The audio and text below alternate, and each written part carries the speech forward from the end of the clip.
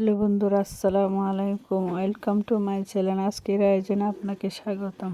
কেমন আছেন বন্ধুরা? আশা করি ভালো আছে। আল্লাহর রহমতে আমি ভালো আছি। আর ভালো আছি বলে আপনাদের জন্য রেসিপি নিয়ে হাজির হয়েছি। প্রথমে আমি চুলাতে পাতিল বসিয়ে দিয়ে আবার 3 কাপের মতো পানি দিয়ে দেব।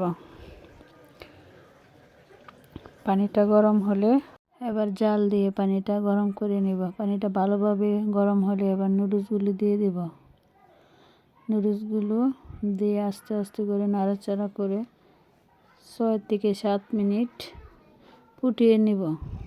এভাবে 6 থেকে 5-7 মিনিট ফুটিয়ে নিব। তারপর এটি ভালো করে ঠান্ডা পানি দিয়ে ভালো করে মেখে ধুয়ে নেব, যাতে আটা আটা না থাকে। এখন আমি কড়াটা বসিয়ে গরম করে নেব। তার মতো রান্নার সয়াবিন তেল দিয়ে দেব। যতটুকু লাগে ততটুকুই দেব, তার চেয়ে একটু বেশিও দেব না। তেলটা ভালোভাবে গরম করে নেব। গরম হলে আমি এভাবে নাড়াচাড়া দিয়ে দেব, যাতে নুডলসগুলো লেগে না যায়। সেজন্য আমি নাড়াচাড়া করে দিলাম। এখন আমি পেঁয়াজ কুচিগুলো দিয়ে দেব। পেঁয়াজ কুচিগুলো হালকাভাবে ভেজে নেব। এভাবে ভেজে নেব। দেখেন আমার পেঁয়াজটি বাদামি কালার হয়ে গেছে। এবার আমি নুডলসগুলো দিয়ে দেব। নুডলসগুলো দিয়ে চুলাটা হালকা জাল রেখে আমি আস্তে আস্তে করে নাড়াচাড়া দিয়ে সিদ্ধ করে নেব। এবার আমি স্বাদ মতো লবণ দিয়ে দেব। আবারও নেড়ে চেড়ে দেব, যাতে লবণটা টমেটোর সাথে মিশে যায়। এবার আমি কাঁচামরিচ কুচিগুলো দিয়ে দেব। সেটা দিয়ে আস্তে আস্তে করে নেড়ে চেড়ে দেব, যাতে ভালোভাবে সিদ্ধ হয়। আমার কাঁচামরিচ টমেটো সিদ্ধ হয়ে গেল। এবার আমি 1 চামচের মতো ধনিয়া গুঁড়ো দিয়ে দিলাম, ঘরে থাকা মশলা। এবার আমি 1 চামচের মতো হলুদ গুঁড়ো দিয়ে দেব। এবার নুডলসের প্যাকেটের মশলাটা দিয়ে দিলাম।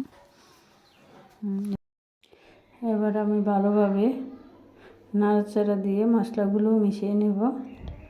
এভাবে আস্তে আস্তে করে সবগুলো মশলা আমি মিক্স করে নেব।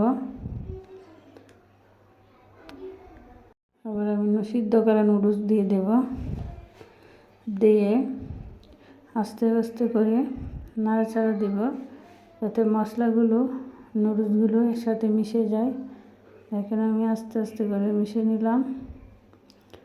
সবগুলো মশলা যাতে মিশে যায় নুডলসের সাথে, উল্টিয়ে দিতে হবে। ভালোভাবে নাড়াচাড়া করতে হবে, যাতে নরম না হয়, ঝরঝরে থাকে। যদি আমি নাড়াচাড়া না করি তাহলে মশলাগুলো আলাদা আলাদা থাকবে। সেজন্য আমি বারবার মিশিয়ে নিলাম। এবার আমি ডিমটা দিয়ে দিলাম। ডিমটা আমি কাঁচাই দিয়ে দিলাম। কাঁচা দিলে নুডলসটা সফট থাকে, নরম থাকে। সেজন্য এবার আমি ভালোভাবে নাড়াচাড়া করে ডিমটাও মিশিয়ে নেব। চুলার জালটা কিন্তু কমিয়ে রেখেছি, কমিয়ে রাখতে হবে, না হলে নুডলসটা শক্ত হয়ে যাবে। দেখেন আমি কীভাবে দিয়েছি। আমার নুডলসটা কিন্তু সফট হয়েছে, খেতে অনেক স্বাদ লাগবে। আমার নুডলস তৈরি।